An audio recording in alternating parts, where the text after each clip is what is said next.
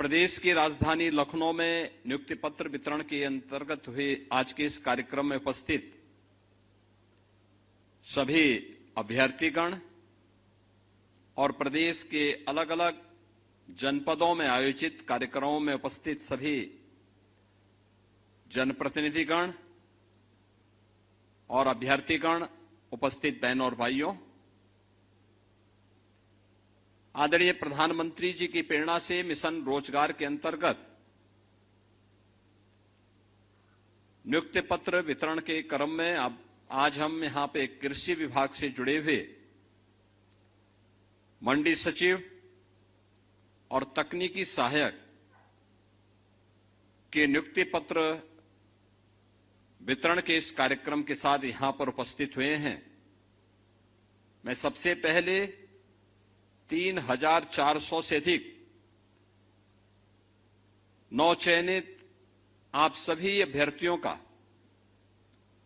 हृदय से उत्तर प्रदेश सरकार का कृषि विभाग का हिस्सा बनने के लिए अभिनंदन करता हूं, हृदय से बधाई देता हूं और आपके अभिभावकों को, आपके माता पिता को, आपके गुरुजनों को भी इस अवसर पर हृदय से बधाई देता हूं। मैं धन्यवाद देता हूं अधीनस्थ सेवा चयन आयोग को, जिन्होंने पूरी पारदर्शी तरीके से नियुक्ति की इस प्रक्रिया को संपन्न किया है, क्योंकि आज के दिन पर पारदर्शी तरीके के साथ नियुक्ति की प्रक्रिया को पूरा करना अपने आप में एक चैलेंज है और उसमें भी बिना भेदभाव के आरक्षण के नियमों का पालन करते हुए योग्य अभ्यर्थियों को उनकी मेरिट के अनुसार नियुक्ति पत्र प्राप्त हो जाए, यह एक अत्यंत चुनौतीपूर्ण कार्य है। लेकिन हमारे आयोग और बोर्ड इसको सफलतापूर्वक आगे बढ़ाने का कार्य कर रहे हैं। हमें इस बात को ध्यान में रखना होगा कि जब हम योग्यतम अभ्यर्थियों का चयन बिना भेदभाव के करते हैं तो उसका लाभ पूरे प्रदेश को मिलता है। उनकी प्रतिभा और उनकी ऊर्जा का लाभ पूरा प्रदेश लेता हुआ दिखाई देता है और यही तो पिछले 9-9.5 वर्ष के अंदर डबल इंजन की भारतीय जनता पार्टी की सरकार की उपलब्धियों में से एक महत्वपूर्ण उपलब्धि भी है। मुझे बताते हुए प्रसन्नता है कि इस दौरान हमारी सरकार ने 9,30,000 से अधिक उत्तर प्रदेश के युवाओं को सरकारी नौकरी उपलब्ध करवाने में सफलता प्राप्त की है और एक भी नियुक्ति पर कोई प्रश्न नहीं खड़ा कर सकता।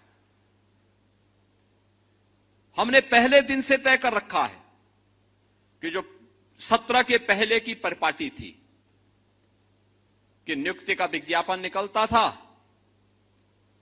चाचा भतीजे की जोड़ी और महाभारत का पूरा खानदान फिर वसूली के लिए प्रदेश भर में निकल पड़ता था। नौजवान भटकता रहता था, परिणाम नहीं आता था और अंततः माननीय न्यायालय को कोर्ट में स्टे लगाना पड़ता था, न्यायालय को स्टे करना पड़ता था। समय और उम्र खराब होती थी हमारे युवाओं की। लोग ये मानते थे कि ये युवा किसी लायक नहीं, क्योंकि ये नौकरी नहीं प्राप्त कर रहा है। गलती युवा की नहीं होती थी, गलती उन आयोगों और बोर्डों में बैठे हुए और उस समय की सरकारों में बैठे हुए सरकारी तंत्र में भ्रष्ट उन राजनेताओं की और उन लोगों की होती थी जो बेईमान और भ्रष्ट किस्म के लोग वहां बिठा दिए गए थे। और हमने पहले दिन कहा था कि अगर इस सरकार अपराध और अपराधियों के प्रति जीरो टॉलरेंस की नीति के तहत कार्य कर रही है तो हम नकल माफिया की भी और विभिन्न संस्थानों में बैठे हुए माफिया की कमर को भी तोड़ेंगे और उसके आकाओं को भी हम जमीन आसमान दिखाने का काम करेंगे। आपने देखा होगा इस दौरान हम लोगों ने बड़े पैमाने पर कार्रवाई की, माफिया की संपत्ति को जब्त करवाया, उससे वसूली करवाया और नियुक्ति प्रक्रिया को और पारदर्शी तरीके से संपन्न करते हुए 9,30,000 से अधिक नौजवानों को हमने सफलतापूर्वक पारदर्शी तरीके से बिना भेदभाव के प्रदेश के अंदर सरकारी व्यवस्था में नौकरी देने में सफलता प्राप्त की। और मैं आज जब यहां पे 3,400 से अधिक कृषि तकनीकी सहायक और मंडी सचिवों को नियुक्ति पत्र वितरण के इस कार्यक्रम के साथ जोड़ रहा हूं, मैं प्रदेश भर के युवाओं को इस बात के लिए आश्वस्त कर रहा हूं कि अगले 6 महीने के अंदर, नोट करिए, अगले 6 महीने के अंदर 1 लाख नौजवानों को फिर सरकारी नियुक्ति पत्र अलग अलग स्टेज में हर सप्ताह उपलब्ध करवाने जा रहे हैं। 1 लाख सरकारी नियुक्ति पत्र हम देने जा रहे हैं। अनुमान करिए 1 लाख। यूपी के अंदर कभी ये कल्पना होती थी? यहां हम 6 महीने के अंदर ही 1 लाख नौजवानों को सरकारी नियुक्ति पत्र दे दिए। सारी परीक्षाएं पूर्ण हो गई, रिजल्ट की प्रक्रिया चल रही है और उनको ससमय निकालने के लिए मैं आयोग और बोर्डों से भी कहूंगा, समय सीमा को और सीमित करना। एक नौजवान को भटकने की नौबत नहीं आनी चाहिए। हमें बुरा लगता है जब कोई युवा कहता है कि हमने परीक्षा दी है, परिणाम अभी तक नहीं आ पाया। हम आयोग और बोर्डों की बैठक लेते हैं और उनसे कहते हैं कि भाई सारी प्रक्रिया आपको इतनी स्वतंत्रता दे रखी है, परिणाम भी समय पे लाइए। पहले होता क्या था? आप भी इसी प्रदेश में पढ़े होंगे। यूपी बोर्ड की परीक्षा होती थी, 3 महीने लगते थे परीक्षा में। हाई स्कूल या इंटरमीडिएट बोर्ड की परीक्षा में 3 महीने लगते थे और 3 महीने परिणाम आने में। 6 महीने तो साल में ऐसे ही बर्बाद होते थे। फिर अगले 3 महीने तो भाई फिर प्रवेश की प्रक्रिया अलग है, पर्व और त्योहार अलग हैं, तो 3 महीने ये, जब 9 महीने यही बर्बाद होते थे। 3 महीने भी बच्चों को पढ़ाई के लिए नहीं मिल पाते थे। और तब सरकार क्या बोलती थी कि नकल तो हमारा जन्मसिद्ध अधिकार है, यानी नकल करवाते थे, नौजवान को किसी लायक नहीं छोड़ते थे। सस्ती लोकप्रियता हासिल करने के लिए उन्होंने प्रदेश के नौजवानों के सामने पहचान का संकट खड़ा किया था। तात्कालिक रूप से नौजवान को लगता था कि हितैषी नहीं थे, दुश्मन थे युवाओं के, जिन्होंने पहचान का संकट खड़ा किया था आपके सामने। और आज जो 6 महीने लगते थे परीक्षा में, हमने उसको घटा करके, मैं जब पहली बैठक किया था 2017 में, मैंने आज बोर्डों से उत्तर प्रदेश माध्यमिक शिक्षा बोर्ड को बुलवाया। मैंने कहा भाई आपकी परीक्षा कितना समय लगता है? उन्होंने कहा साहब 3 महीना। मैंने कहा परिणाम आने में? उन्होंने कहा 3 महीना। मैंने कहा इसको 1 महीना करो। उन्होंने कहा नहीं हो पाएगा। तो मैंने कहा कुर्सी छोड़ो, मैं 1 महीने के अंदर कराऊंगा, 1 महीने के अंदर कराऊंगा। और आज मुझे आपको बताते हुए प्रसन्नता है, मैं 14 दिन में यूपी बोर्ड की परीक्षा कराता हूं और अगले 14 दिन में उसका परिणाम भी दिलाता हूं। 56 लाख अभ्यर्थी उस परीक्षा में होते हैं, 56 लाख बच्चे बैठते हैं। 14 दिन में परीक्षा और 14 दिन में परिणाम। 1 महीने से भी कम समय में अब यूपी का नौजवान देश के अंदर कहीं भी एडमिशन ले सकता है। पहले पता लग रहा है वो चला आ रहा, परीक्षा हो रही है। वो फरवरी से शुरू होती थी और पता लगा जून तक परीक्षा हो रही है।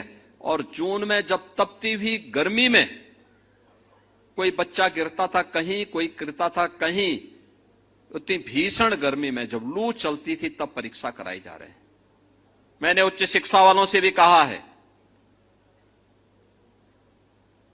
कि परीक्षा की प्रणाली को और सीमित करो। परीक्षा बच्चों को प्रताड़ित करने का माध्यम नहीं होना चाहिए, उसका आकलन करने का माध्यम होना चाहिए। उसको सहज बनाओ, सरल बनाओ, उसको आत्मविश्वास से भरपूर करो। प्रक्रिया में और सरलता लाने की आवश्यकता है। आज परिणाम हमारे सामने है। हमने माध्यमिक शिक्षा को पूरी तरह पारदर्शी तरीके के साथ जोड़ा है। नकल विहीन परीक्षा भी है, साथ साथ समय से परिणाम भी है। दोनों एक साथ आ रही है। उच्च शिक्षा से भी, विश्वविद्यालयों से भी कहा गया है कि वे अपने आप में भी ये सुधार करें, प्रक्रिया को और पारदर्शी करें और भर्ती की प्रक्रिया को भी इतना स्मूथ बनाएं, इतना सरल और सहज बनाएं कि कोई भी युवा जो जाए उसको लगना चाहिए संस्थान मेरी कैरियर को आगे बढ़ाने वाला है। उसको ये नहीं लगना चाहिए कि संस्थान मेरे कैरियर को बर्बाद करने वाला है। उसके मन में उस संस्थान के प्रति श्रद्धा का भाव होना चाहिए।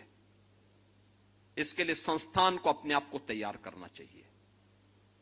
केवल एजुकेशन नहीं, स्किलिंग के लिए भी, कैरियर काउंसलिंग के लिए भी और एम्प्लॉयमेंट के भी एक केंद्र के रूप में उन संस्थानों को अपने आप को तैयार करना होगा। और इसीलिए मैं सभी आयोग और बोर्डों से कहूंगा कि गवर्नमेंट का कोई हस्तक्षेप नहीं है आपके कार्य में, कोई हस्तक्षेप नहीं। अब परीक्षा अधियाचन जाने के बाद परिणाम आने में 6 महीने से ज्यादा का समय नहीं लगना चाहिए। अधियाचन आया, 1 महीने के अंदर विज्ञापन जारी कर दीजिए। अगले 2 महीने के अंदर परिणाम परीक्षा करवा करके अगले 1 महीने के अंदर परिणाम ला दीजिए और 6ठे महीने इन नौजवानों के हाथों में परिणाम इनका आ जाना चाहिए। लंबी प्रक्रिया नहीं होनी चाहिए, उसको सरल बनाओ, सहज बनाओ, जिससे वह युवा अपने आप को तैयार कर सके, एक उत्साहपूर्ण तरीके से अपनी ऊर्जा का लाभ दे सके। हमने देखा है जब हम अपनी युवा ऊर्जा को प्रोत्साहित करते हैं, उसको साथ लेकर के चलते हैं, परिणाम आते हैं। याद करिए, यही उत्तर प्रदेश 2017 के पहले बीमारू राज्य कहा जाता था। बीमारू राज्य था, युवा पलायन कर रहा था, किसान आत्महत्या कर रहा था, बेटी के सामने सुरक्षा का संकट था, व्यापारी माफिया से तबाह था, किसान अपने खेत में जाने से डरता था। खेत में अगर उसने मोटर लगा रखी तो कब चोरी हो गई उसको पता ही नहीं होता था। ये यूपी के अंदर होता था और आज मुझे बताते हुए प्रसन्नता है, आज मुझे बताते हुए प्रसन्नता है। हमने जो 9,30,000 नौजवानों को, यूपी के नौजवानों को यूपी के अंदर नौकरी दी है। परिणाम क्या है? इन 9 लाख ने हमें यूपी के अंदर डेमोग्राफिक डिविडेंड के रूप में यूपी को उससे लाभान्वित किया है। यूपी की अर्थव्यवस्था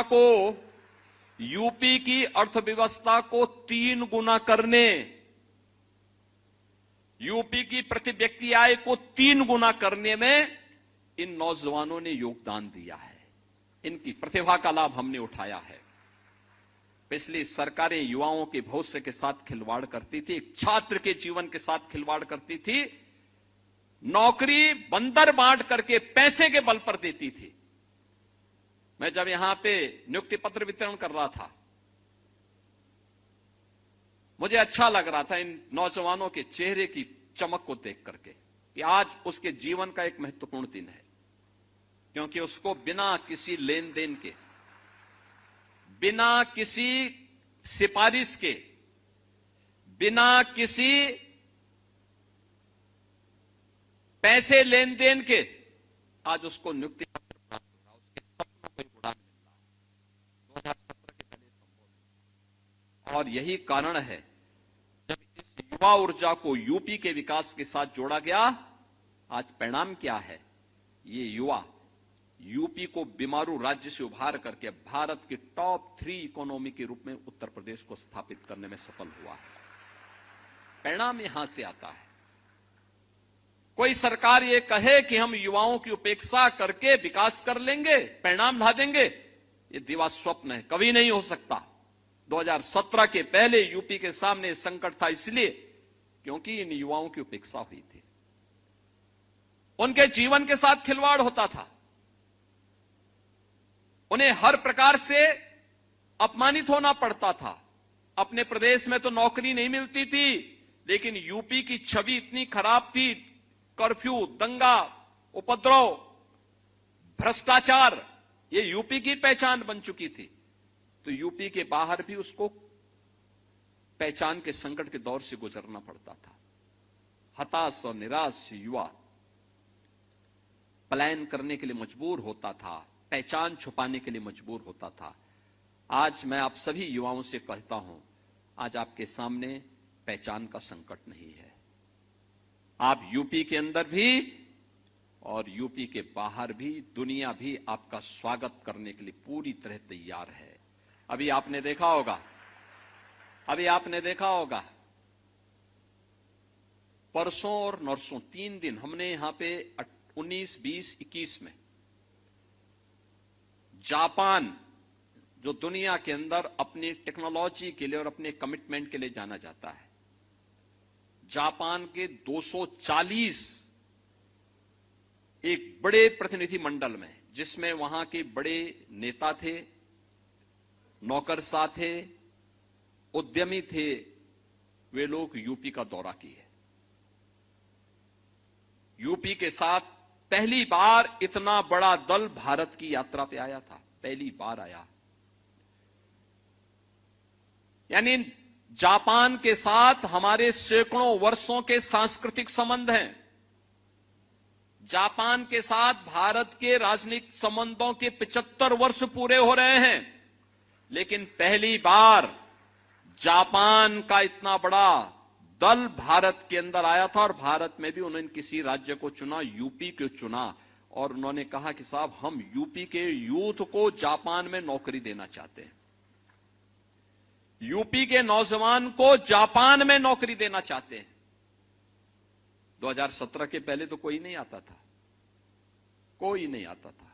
आज दुनिया आ रही है, जर्मनी आ रहा है, इजराइल आ रहा है, कहता है साहब यूपी के नौजवान को हमारे यहां भेजिए, हम भी अपने यहां नौकरी देना चाहते हैं। और मुझे अच्छा लगता है जब यूपी के नौजवानों की लोग तारीफ करते हैं। इजराइल में हम लोगों ने 5000 नौजवान भेजे। मैंने वहां की सरकार से कहा, मैंने कहा भाई हमारे युवा जाएंगे तो वहां युद्ध नहीं लड़ेंगे, आप उनसे काम लीजिए, पैसा नहीं काटेंगे, उनके रहने खाने की व्यवस्था करिए। उन्होंने कहा हम करेंगे। मुझे बहुत अच्छा लगता है जब मैं उनका हालचाल लेता हूं। वे सभी नौजवान वहां खुशी से रह रहे हैं, 1.5 लाख रुपए महीना प्राप्त करते हैं, खाना पीना सब फ्री, और अपने घर को पैसा भी भेज रहे हैं। मैं उनमें से कुछ नौजवानों से पूछता हूं कि भाई वापस आने को कह रहे हैं, साहब अच्छा खासा पैसा मिल रहा है, काहे हम वापस आएंगे? अभी जब आप कहेंगे तब आ जाएंगे, लेकिन अभी हमें यहां नौकरी करने दिया जाए। यानी इजराइल युद्ध लड़ रहा था, तब भी युवा वहां का, हमारा यूपी का गया हुआ युवा वहां काम कर रहा था। उसे कोई अपने कार्य में व्यस्त था। आज दुनिया मांग रही यूपी के नौजवानों को। 17 के पहले तो यह स्थिति नहीं थी। आज यूपी के अन्नदाता किसान के खेत से कोई मोटर चोरी करके नहीं लेके जाता है। उसको मालूम है कोई चोरी करेगा तो अगले दिन लंगड़ जरूर हो जाएगा।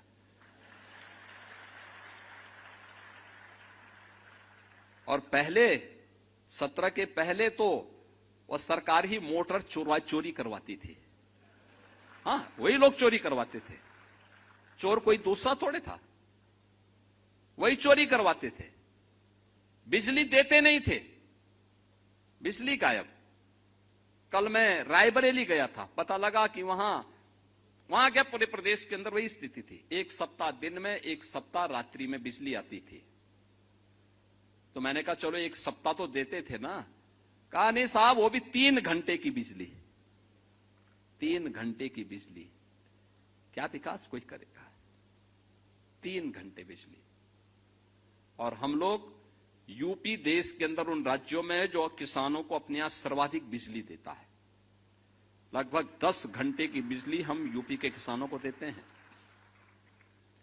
और बिजली भी फ्री में देते हैं। यानी सरकारी ट्यूबवेल में तो बिजली फ्री ही है। 16 लाख से अधिक ट्यूबवेल ऐसे थे जो ट्यूबवेल निजी क्षेत्र के लगाए गए थे, वे किसान अपने बिजली देते थे। लगभग 3,000 का बिल देने के लिए मजबूर होना पड़ता था। 3,000 करोड़ रुपए उससे प्रदेश सरकार को मिलते थे। हमने वह भी माफ कर दिया, कहा कि प्रदेश सरकार पैसा देगी, किसान के ऊपर भार नहीं आना चाहिए। पहली बार उत्तर प्रदेश में किसान को न्यूनतम समर्थन मूल्य का दाम मिला, पहली बार मिला है। गन्ना किसान तबाह था। 2017 के पहले जब हम 17 में आए थे, प्रदेश के अंदर गन्ना किसान को 2009 से ही उसका गन्ना मूल्य बकाया था अलग अलग चीनी मिलों पर। 2007 से 17 के बीच में तत्कालीन समाजवादी पार्टी और बहुजन समाज पार्टी ने 29 चीनी मिलों को बंद किया था। 21 चीनी मिलों को औने पौने दाम में बेच दिया था। हमारे गोरखपुर मंडल की एक चीनी मिल, जिस चीनी मिल की केवल स्क्रैप ही स्क्रैप, उस समय हमारे कृषि मंत्री विधायक थे, और उन्हीं के जनपद की एक चीनी मिल मात्र 3 करोड़ रुपए में बेची गई थी, जबकि अगर उसके स्क्रैप ही स्क्रैप को बेचते तो भी उसका दाम 10 करोड़ मिलता उस समय। और जमीन के दाम आज के दिन पर अगर उस जमीन को देखेंगे, उस जमीन की कीमत आज के दिन पे 1,000 करोड़ रुपए की है। हमने उस माफिया को उठाने नहीं दिया था उस समय पे, सांसद था मैं, लेकिन आंदोलन हम लोगों ने किया था। इस सरकारी जमीन पर डकैती नहीं डालने देंगे। ये तत्कालीन सरकारें करती थी, चीनी मिलों को बंद करती थी। और आज 122 चीनी मिलें हम चला रहे हैं। 3,25,000 करोड़ रुपए अब तक हम गन्ना किसानों के खाते में सीधे डीबीटी के माध्यम से पैसा भेज चुके हैं। यूपी ने अपने कृषि विकास की दर को 8% से बढ़ा करके 18% तक पहुंचाने में सफलता प्राप्त की है। ये कभी नहीं हुआ, पहली बार यूपी के अंदर हो रहा है। अब तो यूपी के अंदर किसान को सुविधाएं मिल रही है। प्रधानमंत्री फसल बीमा योजना का मिल रहा है, सॉइल हेल्थ कार्ड का मिल रहा है, केसीसी के माध्यम से बैंक से आसानी से पैसा उपलब्ध हो पा रहा है। प्रधानमंत्री किसान सम्मान निधि में लगभग 3 करोड़ किसान यूपी के अंदर आच्छादित होकर के सालाना 6,000 रुपया प्राप्त कर रहे हैं। तमाम प्रकार की सुविधाएं किसानों को दी जा रही हैं। और मेरा मानना है यूपी के कृषि विकास की दर को हमें आगे बढ़ाना है। इतना कार्य इसलिए क्योंकि मैं मानता हूं यूपी के अंदर जितनी उर्वरा भूमि है, जितना जल संसाधन है, दुनिया के अंदर कहीं नहीं है। किसी के पास इतना सामर्थ्य नहीं है। और उन स्थितियों में हमें इस बात को ध्यान रखना होगा कि 18% को हम बढ़ा करके 30% तक पहुंचा सकते हैं। ये संभव है। इसके लिए हमें उन्हें अच्छी क्वालिटी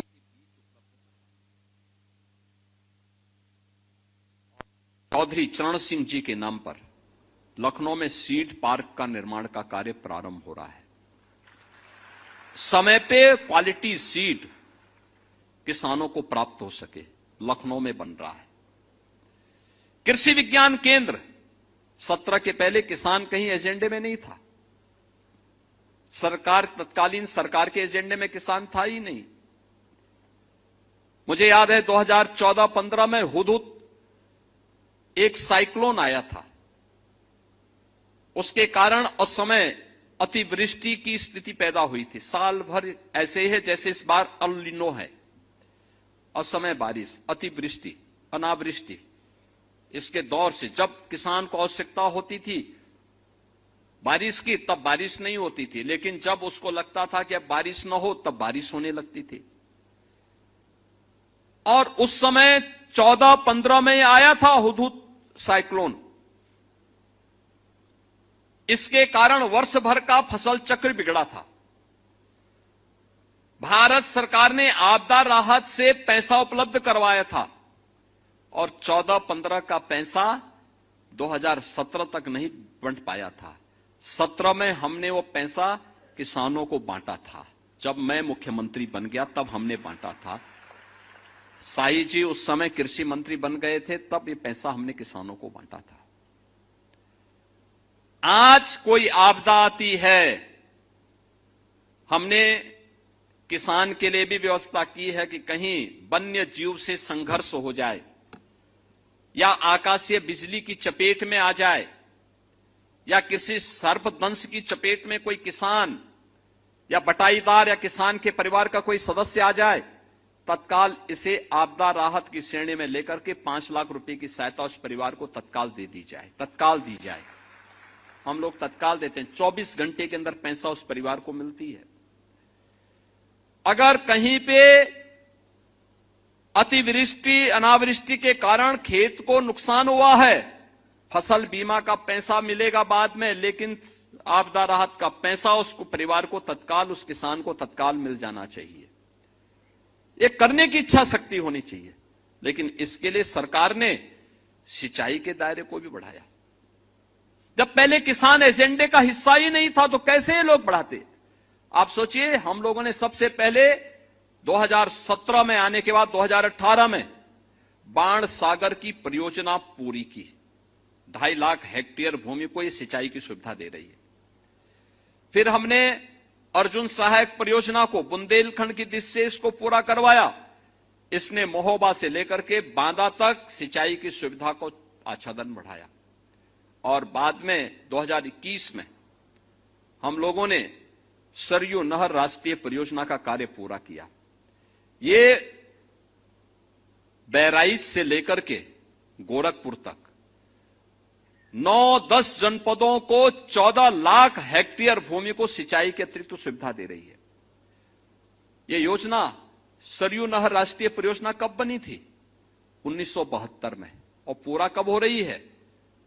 2021 में हमने पूरा किया। यानी पिछली सरकारों ने कभी इसको महत्व ही नहीं दिया। पिछली सरकारों के एजेंडे में न युवा था न किसान था। और इसीलिए आज जब आपका कृषि विभाग में प्रवेश हो रहा है, मंडी सचिव के रूप में और तकनीकी सहायक के रूप में, मेरी आप सबसे अपेक्षा है मंडी समिति के रूप में मंडी को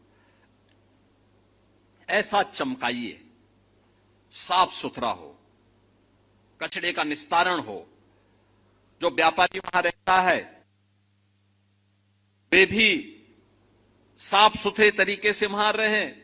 जो किसान मंडी में आता है उस किसान के लिए वहां पर हम व्यवस्थाएं दें, बुनियादी सुविधाएं भी दिए, बैठने की व्यवस्था भी करें, अन्नदाता किसान को सम्मान मिले,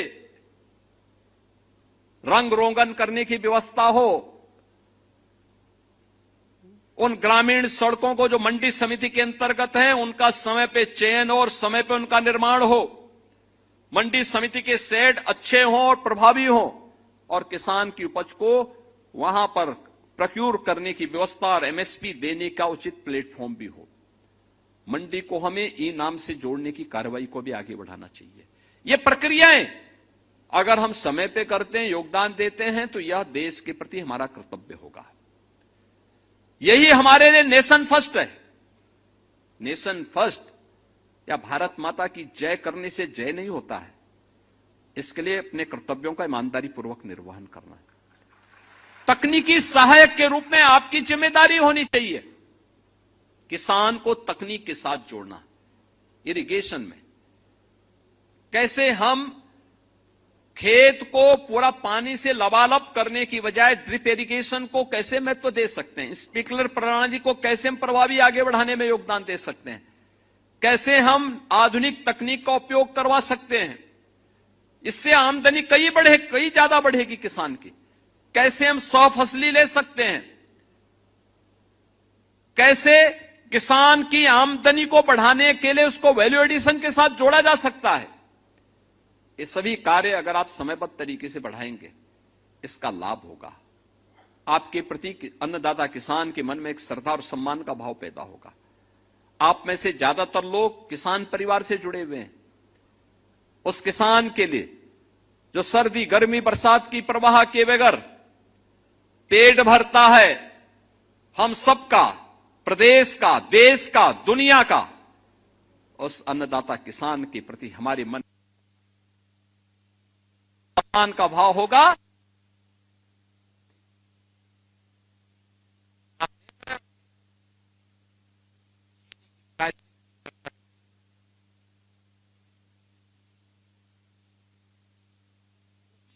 एक महीने की कुल खपत है 4 लाख टन चीनी। कुल 4 लाख टन एक महीने की खपत है।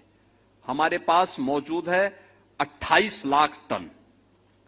यानी आप अनुमान करिए